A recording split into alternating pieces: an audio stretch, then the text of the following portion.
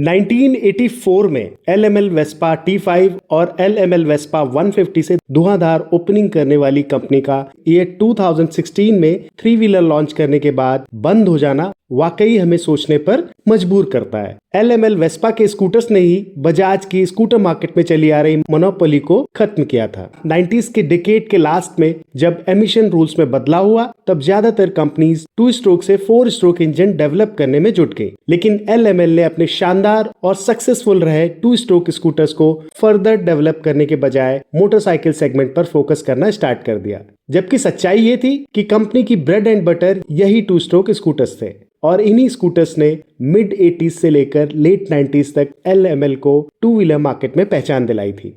अगर इन 2 stroke scooters को समय के साथ अपडेट करके एमिशन नॉर्म्स के अकॉर्डिंग ढाला जाता तो शायद LML की कहानी कुछ और होती। हालांकि ये 2009 में LML ने पुरानी लिवरी के साथ 4 स्ट्रोक इंजन का तालमेल बिठा ही लिया, पर वक्त थमता नहीं है और ना ही किसी का इंतजार करता है। बोर्डिंग स्टेशन पर लेट पहुंचोगे तो ट्रेन तो छूट ही जाएगी ना।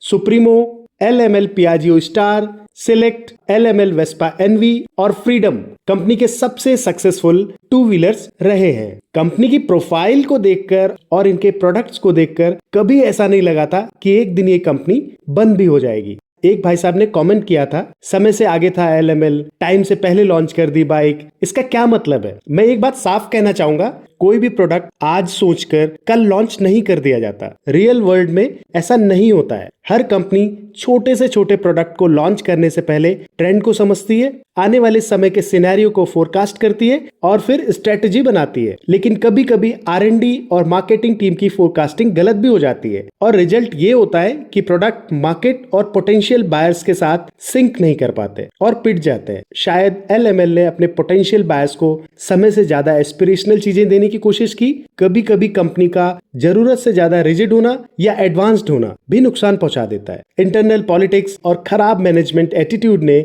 धीरे धीरे LML को बंद होने की कगार पर ला खड़ा किया। हालांकि इसमें कोई शक नहीं है कि LML की 1-2 बाइक्स को छोड़ दे तो कंपनी के ज्यादातर प्रोडक्ट्स वाकई मजेदार और टॉप नॉच क्वालिटी के थे। ढीले ढाले रवैये और ट्रेंड फोरकास्टिंग में कमजोर रहने के कारण LML के कई अच्छे प्रोडक्ट्स अपना फुल ग्लैमर नहीं बिखेर पाए और मेरी इस बात से आप में से कई लोग सहमत भी होंगे। आज के इस वीडियो में मैं आपसे LML की ट्विन बाइक्स ग्रैप्टर और बीमर में से बीमर के बारे में बात करने जा रहा हूँ। ये 2000 में LML ने साउथ कोरियन कंपनी डेलीम मोटर के साथ मिलकर अपनी पहली 4 स्ट्रोक बाइक एड्रेनो और एनर्जी के थ्रू मोटरसाइकिल मार्केट में एंट्री ली थी। इसके बाद LML ने फ्रीडम लॉन्च की, जिसकी सक्सेस स्टोरी किसी से भी छुपी नहीं है। लेकिन कस्टमर्स के बदलते टेस्ट और 150-180 सीसी सेगमेंट की ओर बढ़ते इंक्लिनेशन को देखते हुए LML ने 150 सीसी सेगमेंट को टारगेट किया और अपनी ट्विन बाइक्स बीमर और ग्रैप्टर लॉन्च कर 150 सीसी स्पोर्ट्स कम्यूटर सेगमेंट में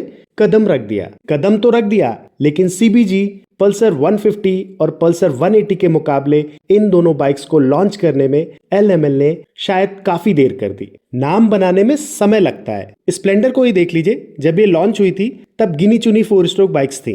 तब किसी ने ये नहीं सोचा था कि एक दिन ये 100 सीसी सेगमेंट की बेस्ट सेलिंग बाइक बनेगी। ये इसलिए भी पॉसिबल हुआ क्योंकि हीरो होंडा ने कंटिन्यूअस एवोल्यूशन पर भरोसा रखा। ये 2001 में लॉन्च हुई पल्सर ने 2004 तक आते आते 150 सीसी और 180 सीसी सेगमेंट में सरताज की पोजीशन हासिल कर ली थी और इसका सीधा असर बीमर और ग्रैप्टर पर पड़ा। अगर ये बाइक्स थोड़ा पहले लॉन्च हो जाती तो शायद कस्टमर्स को इन लीडर्स के अगेंस्ट मजबूत ऑप्शंस मिल पाते। Hello friends, welcome to my channel life talks by love.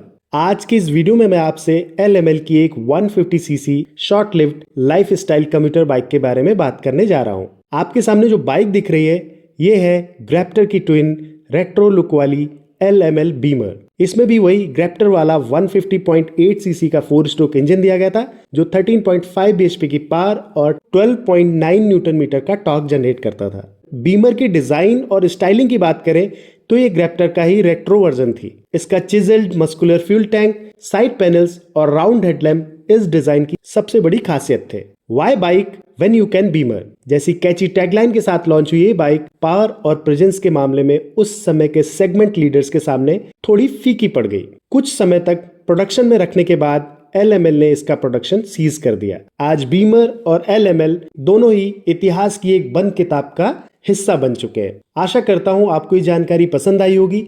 ऐसे ही इंटरेस्टिंग इन्फॉर्मेटिव वीडियोस को देखने के लिए आप हमारे चैनल पर विजिट कर लिया करिए। वीडियो को पूरा देखने के लिए आपका बहुत बहुत धन्यवाद।